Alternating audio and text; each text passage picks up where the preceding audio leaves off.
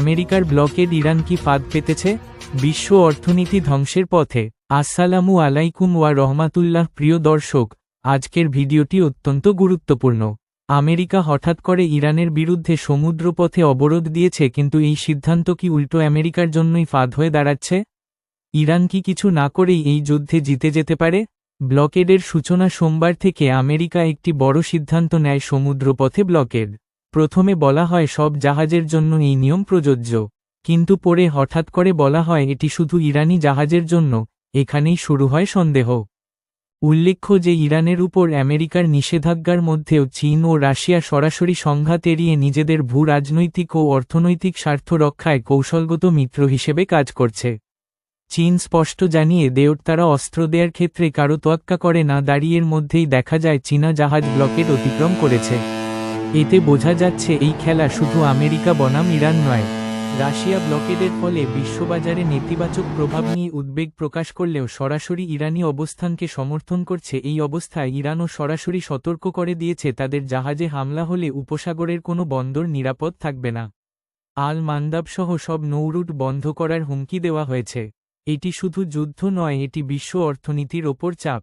বিশ্বের অনেক দেশের তেলের মজুদ 1-2 সপ্তাহের মধ্যে শেষ হয়ে যেতে পারে। যদি কেউ কিনতে চায় দাম হবে অনেক বেশি। বিশ্ব অর্থনীতি বড় সংকটের মুখে পড়তে যাচ্ছে। কুইন্সি ইনস্টিটিউটের বিশ্লেষক তৃতা পার্সি এবিসি নিউজকে বলেন, এই অবরোধের জেরে ইরানের মিত্র ইয়েমেনের হুতিরা বিকল্প পথ লোহিত সাগরের বাব এল মান্দেব প্রণালী বন্ধ করে দিলে পরিস্থিতির আরও অবনতি হবে। এর ফলে তেলের দাম ব্যারেল প্রতি $150 থেকে $200 পৌঁছাতে পারে, যা বৈশ্বিক অর্থনীতির জন্য ধ্বংসাত্মক হবে।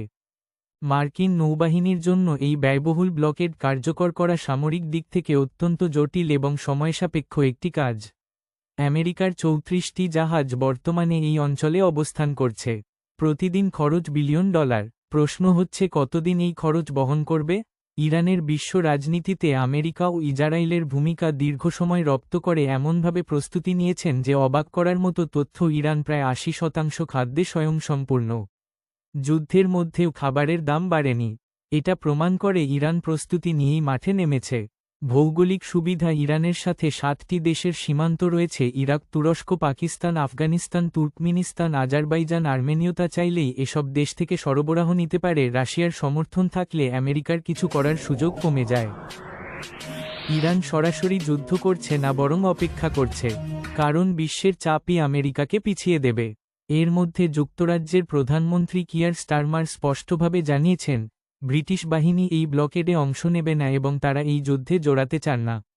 অস্ট্রেলিয়ার প্রধানমন্ত্রী অ্যান্থনি আলবানিজো জানিয়েছেন, তাদের এই অভিযানে ডাকা হয়নি, এটাই স্ট্র্যাটেজিক গেম। এই নৌ অবরোধ এবং পাল্টা হুমকির খেলা শেষ পর্যন্ত কোনো কূটনৈতিক সমাধানে পৌঁছাবে নাকি বৈশ্বিক অর্থনীতিকে এক গভীর ও দীর্ঘস্থায়ী অনিশ্চয়তার দিকে ঠেলে দেবে, তা নির্ভর করছে আগামী কয়েকদিনের বাস্তব সামরিক পদক্ষেপগুলোর ওপর।